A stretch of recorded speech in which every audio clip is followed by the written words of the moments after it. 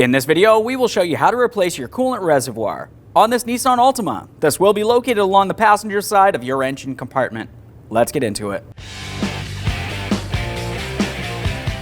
Okay friend, let's get started on our job. The first thing we want to do is make sure that the engine and the cooling system is cool to the touch. Once you've done that, we'll continue on by removing the hose that goes along the top of the coolant reservoir. There could be coolant in this area.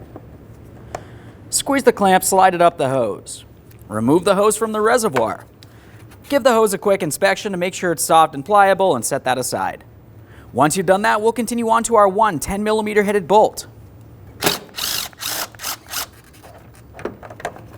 Take hold of the reservoir and remove it from the vehicle. There it is, friend. Of course, you do want to make sure that you recycle the fluid properly. Alright friend, let's get ready to install our coolant reservoir. We'll take this and put it in position, aligning our mounting bolt hole.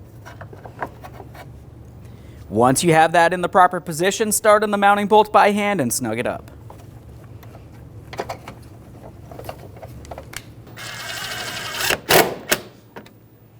Double check to make sure it's completely secure.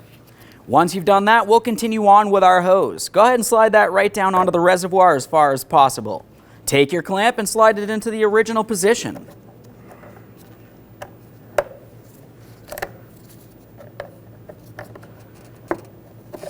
Double check to make sure that's secure, and then also follow it to make sure it's in the rest of its mounting points.